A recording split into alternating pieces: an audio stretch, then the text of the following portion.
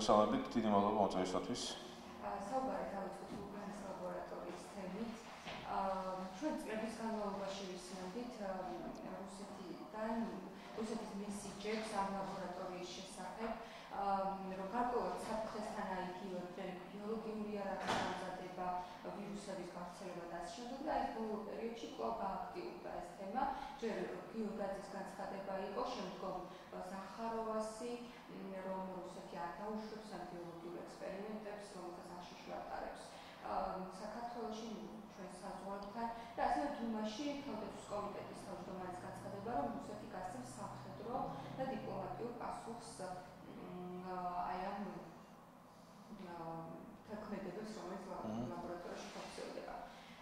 რა საფრთხეს ქმნის ეს საინფორმაციო შეტევა ვულკანის ლაბორატორიაზე და ხომ არ არის იმის საფუძველი, ხომ შეიძლება გახდეს ეს საფუძველი მორგი აგრესიისა რუსეთის მხრიდან? რა საფრთხეებს ხედავთ თქვენ? კი ბატონო, ეს ვულკანის თემა, რა თქმა უნდა, არის თვითონ გამოწვეული და ეს არის შეგნებული გაკეთებული, მე ვთქვი, გეოპოლიტიკური პროვოკაცია.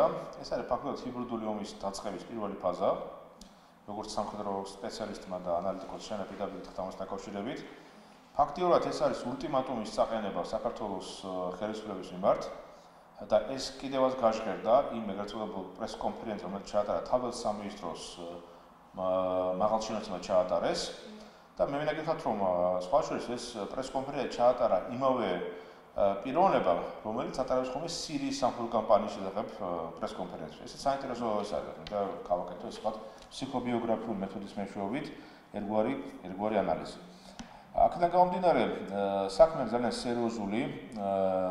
ჩვენ ვიცით რომ როგორ მზადდებოდა თუნდაც 2002 წელს რუსული საჰაერო დარტყმის საფუძველი, 2008 წლის რუსეთ-საქართველოს სამხედრო კონფლიქტის წინაპირობები როგორი იყო, ანუ როგორ რუსეთი ემზადებოდა რომ პროვოკაციების ქმედება განახორციელებინა და შესაბამისად საქართველოს მხარე წამოეგო ამ პროვოკაციებზე. და აი ეს უკვე მესამე მომენტი ძალიან გავს იმას, რომ რუსულ მხარეს სურს, რომ მონახოს საბაბი საქართველოში მოახდინოს ერთგვარი სამხედრო კამპანიის მეორე ფაზის მეორე ეტაპის დაწყება. რამე თუ რუსებს როგორც ჩანს, პეტერბურგის გენერალ-შტაბს როგორც ჩანს არსებობს საქართველოს მეორე ოკუპაციის გეგმა. მე ვამბობ, კონტროლი ეჭვი თუ როგორ გინდათ ანალიტიკური მიდგომები ჩვენ მეკითხათ, რომ ამის ბევრი ინდიკაცია არსებობს.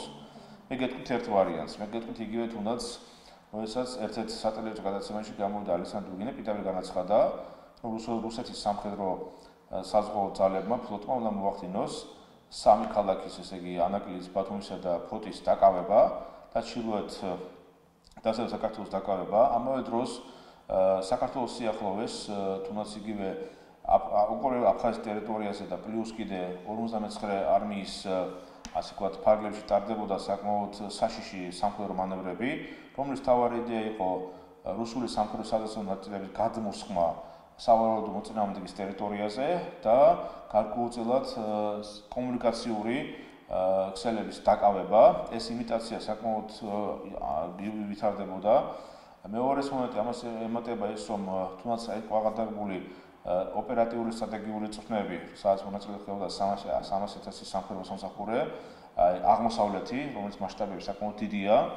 აი ამ აღმოსავლეთის, ასე ვთქვათ, ესეთი ტაქტიკური, ასე ვთქვათ, საწვრთნელი მანევრის დროს ფაქტიურად გადმოსროლილი იქნა რუსეთის სამხედრო დაზვერვის გერეუს 2 ოპერატიულ-ტაქტიკური შენაერთი, ანუ ეს არის მე-14 ბრიგადა და მე-8 ბრიგადა, რომელიც უკვე არიან დისლოცირებული 59 არმიის შემადგენლობაში და რუსეთის სპეცდანიშნულების რაზმების, რომელიც მოიცავს გერეუს 9, გერეუს 22, ასევე სპეცდანიშნულების სამთო მომზადების სპეცდანიშნულების 34 და 33 ბრიგადები მოყვანილია სრულ საბრძოლო მზადყოფნაში და მათ ფაქტიურად ისინი არიან გადაყვანილი საბრძოლო მომზადება პირველი დონეზე. აი ეს ყველა ინდიკაციები იმას მოწმობს, რომ როგორც ჩანს და ასევე აი ბოლო დროს იყო საკმაოდ პროვოკაციული რუსული სამხედრო ტაქტიკური ასე ვთქვათ ავიაციის ვერტმფრენების ძალიან თავხედური შემოჭრა საქართველოს საკმაოდ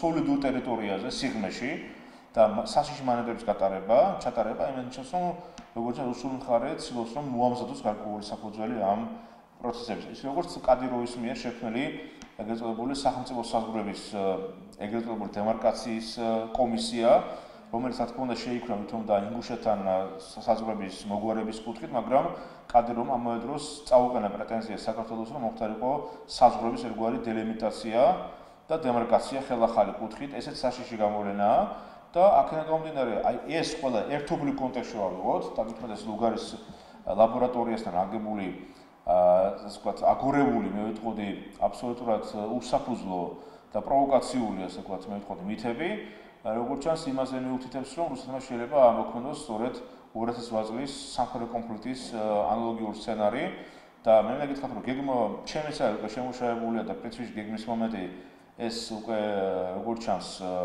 არის, რომ მათი მთავარი იქნება დასავლეთ საქართველოს დაკავება და საზღვაო სანაპიროს დაკავება.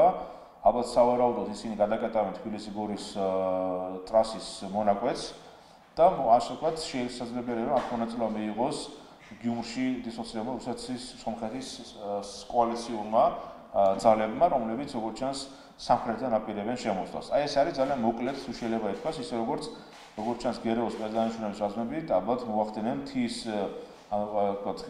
უღელტეხილების პლუს კიდე თრუსოს პანკისა და რამოდენიმე კიდე ხეობების დაკავებას და ესეც აი ამ კუთხით როგორც ჩანს სელექციური ასე ვთქვათ ოკუპაციის კუთხით როგორც რუსეთის ხელს რომ აიძულოს დღევანდელ ხელისუფლებას შეცვალოს მის საგარეპოლიტიკური კურსი და ორიენტაცია. რატო? იმიტომ რომ როგორც მოგხსენებათ, ახლა მიმდინარეობს გამალებული ახალი ცივი ომი. რუსეთსა და ამერიკას შორის მიდის საკმაოდ სერიოზული ბირთვული შეარაღების რბოლა. სიტუაცია თანათან ვიზარება სირიის მართულებით და ეს ყველაფერი ერთად და პლუს კიდე ახალი გეოპოლიტიკური ვექტორი შექმნა, ეს არის მოსკოვი, ანკარა, თეირანის ახალი ალიანსის ფაქტურად შექმნა, რომლის ვექტორი მართული არა მარტო სირიის, არამედ საქართველოს მართულებითაც, პლუს კიდე აზერბაიჯანის ერთგვარი დაახლოება რუსეთის ფედერაციასთან და აზერბაიჯანის სრული გაწევრიანება უდკპ-ს გახდეს უდკპ-ს წევრი და აზერბაიჯანი როგორც აპირებს გახდეს ასევე შანხაის თანამშრომლობის ორგანიზაციის წევრი, რა თქმა უნდა, დამკვირვებლის სტატუსით, აი ეს ყველაფერი ქმნის საკმაოდ რუსეთის აგრესიული დღევანდელი ხელისუფლების ნაყოფიერ საფუძველს, რომ მათ განახორციელონ ანალოგიური ტიპის ქმედება. მით უმეტეს, რომ ფაქტობრივად უკრაინაშიც რუსეთის შეერაღებული ძალები გააქტიურდნენ საკმაოდ აგრესიულად. უკვე ისმის გარკვეულ კონკრეტულ ულტიმატუმები, რომ რუსები დაიკავებენ მარიუპოლს, ნიკოლაევს, ანუ იმ საზღვაო ქალაქებს, რომელიც რუსეთის არის მნიშვნელოვანი, აზოვის ზღვაში გათამაშებული პროვოკაციული, ასე ვთქვათ, ქმედებები რუსულ მხარეს მიერ, რომლებიც როგორც ჩანს ცდილობენ რომ წამოაგონ უკრაინის შეერაღებული ძალები და სამხედრო საზღვაო ძალები პროვოკაციაზე, ანუ ასე ვთქვათ, მე ვიტყოდი 2008 წლის სამხედრო კონფლიქტის ანალოგიის საფუძველზე და იქაც გაგაჩაღონ საბრძოლო ოპერაციები, ეს ყველაფერი სამწუხაროდ იძლევა იმ ინდიკაციებს, სავარაუდო ინდიკაციებს. მე ბუნებრივია იმედია, რომ აქამდე საქმე არ მივიდა, მაგრამ ჩვენ რეალობას უნდა თვალი გავუსწოროთ, რომ რუსეთის მხარე ჩვენთვის რომ რამდენად თავხედურად, რამდენად ცინიკურად იქცევა, ეს არ არის გადაფარვა, ან სკრიპალების საქმის გადაფარვას არ წარმოადგენს. და სკრიპალი გადაფარვა რუსეთს არ საინტერესებს ამ საქმის გადაფარვა. რუსეთმა დემონსტრაციულად განახორციელა, მე ვიტყოდი ასე ვთქვათ, მასობრივი განადგურების იარაღის კომპონენტების მეშვეობით და უშუალოდ თავისი მოწინააღმდეგეების მოწამვლა, ესე დემონსტრაციული ქმედება იყო, ესეც ჰიბრიდული ომის ერთგვარი გამოზეურება იყო.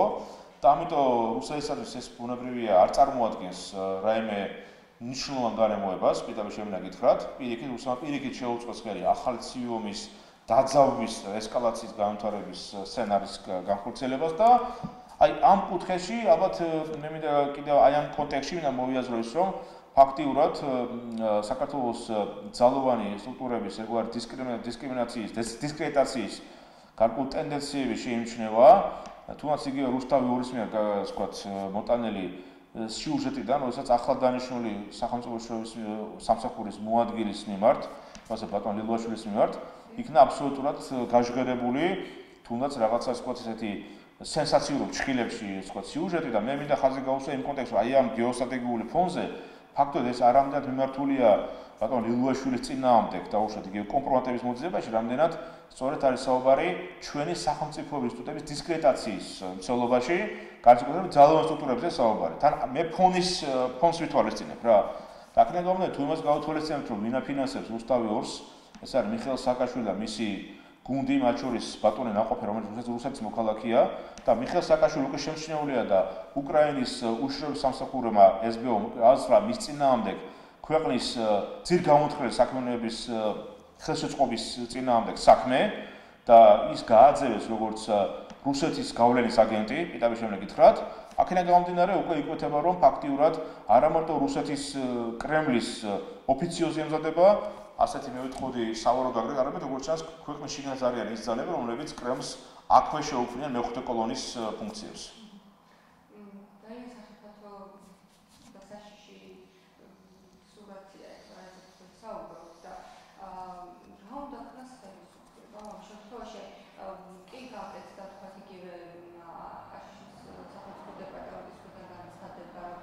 ხო, მე კიდე მინდა უკაცრავად მინდა კიდე ვთქვა, რომ ეს იმ დროს ხდება თუნდაც სუს წინააღმდეგ გადადგმული და უშუალოდ ნაბიჯხარ სუს ბუნებრივია თავისი ისიც გააჩნია ცოდები და ახლა მე არ მინდა გამოვიდა ადვოკატი, მაგრამ ეს იმ დროს ხდება, როდესაც ამერიკის შეერთებათა შტატების დეპარტამენტმა დადებითად შეაფასა სახელმწიფო სამსახურის საქმიანობა, განსაკუთრებით კონტრტერორისტული საქმიანობის მმართველებისას საკმაოდ პოზიტიურად და საკმაოდ მაღალ დონეზე მოახდინა დაუშვათ ამ საქმიანობის წარმოჩენა, ხო, აი ეს ასეც მინდა და ხაზი გამესვა, უკაცრავად. და ესე იგი, ჩვენ მოვისმენთ, რომ ამერიკა რა თქმა უნდა უარყო ეს დეზინფორმაცია და ეს აბსოლუტურად. რა თქმა უნდა, ბუნებრივია. ასევე ამირან გაბრიელიძის ბრიფინგი იყო, სადაც მოიწვიეს, რომ რუსეთის სპეციალისტები მოვიდნენ თვითონ ნახონ. რანამ უარეთ შუაშორის. ხო, აბაშიძემაც გააკეთა ამასთან დაკავშირებით განცხადებას, დეპუტატების განცხადებებსაც ვისმენთ, მაგრამ რამდენად არის თქვენი შეფასებით ეს საქმე? რა უნდა ვქნათ? რა უნდა ვქნათ? ხლა, იცით რა არის, აქ არის საუბარი კრავისა და მგლის მევიტყოდი იგავი, ხო? კარგაცნობილი იგავი, მგლისა და კრავის, აქედან გამომდინარე, ხლა ჩვენ რაც უნდა გავაკეთოთ, შესაძლოა რუსეთი ატომის ლუგარის ლაბორატორიას აღიქვამს როგორც ამერიკის შეერთებათა სამხედრო ინფრასტრუქტურად. და ამავდროულად ნახეთ აი ნიუანსია.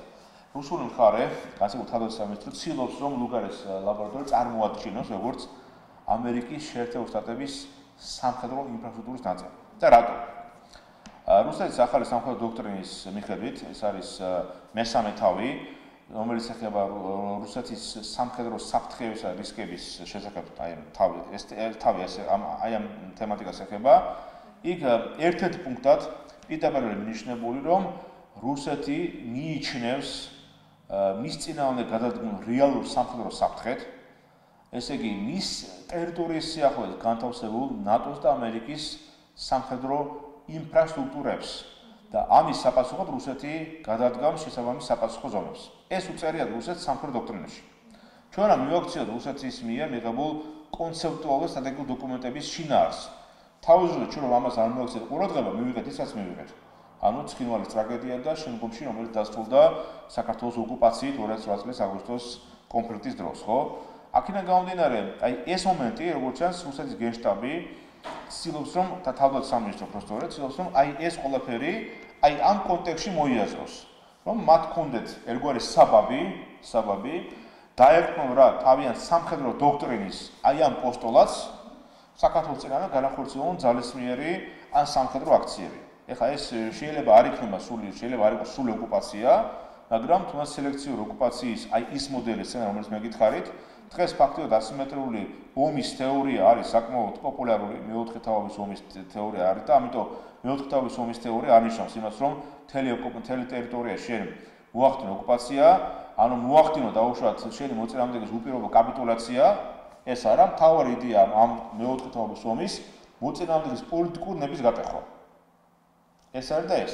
ამიტომ მე მინდა გითხრათ, რომ ეს არის გაწერილი სცენარი მოსკოვში, ეს სამხედრო დაუშვათ სტრატეგიული გეგმა, როგორც ჩანს, დევს გენერალური შტაბის სავარაუდოდ ალბათ მესამე, ასე ვთქვათ, მთავარი სამმართველოს, ასე ვთქვათ, სეიფებში და აქედან გამომდინარე, როგორც ჩანს, რუსები ყველანაირად ცდილობენ გარკვეულ პროვოკაციებს განხორციელებას, აი ლუგართან ერთად, აი თუ დააკვირდით, წამოვიდა მარიამ ოთანაშვილის საკითხი, რომელიც ასევე ძალიან, ასე ვთქვათ, ეს პროვოკაციულად მოიაზრება რუსული მხარის მიმართ.